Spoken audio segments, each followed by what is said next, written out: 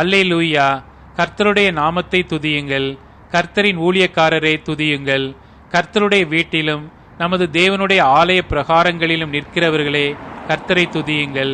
கர்த்தர் நல்லவர், அவருடைய நாமத்தை கீர்த்தனம் பண்ணுங்கள், அது இன்பமானது. கர்த்தர் யாக்கோபை தமக்காகவும் இஸ்ரவேலை தமக்கு சொந்தமாகவும் தெரிந்து கொண்டார். கர்த்தர் பெரியவர் என்றும் நம்முடைய ஆண்டவர் எல்லா தேவர்களுக்கும் மேலானவர் என்றும் நான் அறிவேன். வானத்திலும் பூமியிலும் சமுத்திரங்களிலும் எல்லா ஆழங்களிலும் கர்த்தர் தமக்கு சித்தமானதை எல்லாம் செய்கிறார். அவர் பூமியின் கடையாந்தரங்களிலிருந்து மேகங்களை எழும்ப பண்ணி மழையுடன் மின்னலையும் உண்டாக்கி காற்றை தமது பண்ட சாலையிலிருந்து புறப்பட பண்ணுகிறார்.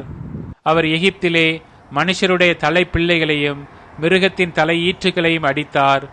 எகிப்து தேசமே, உன் நடுவில் பார்வோன் மேலும் அவனுடைய எல்லா ஊழியக்காரர் மேலும் அடையாளங்களையும் அற்புதங்களையும் அனுப்பினார்.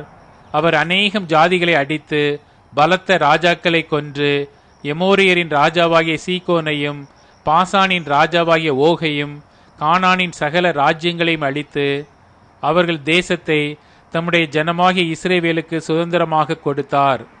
கர்த்தாவே, உம்முடைய நாமம் என்றென்றைக்கும் உள்ளது.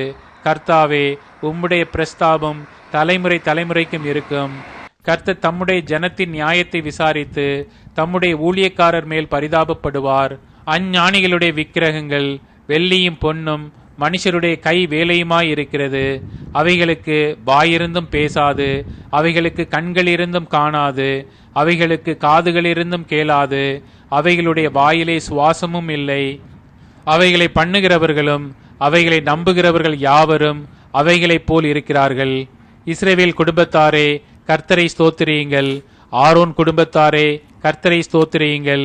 லேவி குடும்பத்தாரே, கர்த்தரை ஸ்தோத்திரியுங்கள். கர்த்தருக்கு பயந்தவர்களே, கர்த்தரை ஸ்தோத்திரியுங்கள். எருசலேமில் வாசம் பண்ணுகிற கர்த்தருக்கு சீயோனிலிருந்து ஸ்தோத்திரம் உண்டாவதாக. அல்லேலூயா.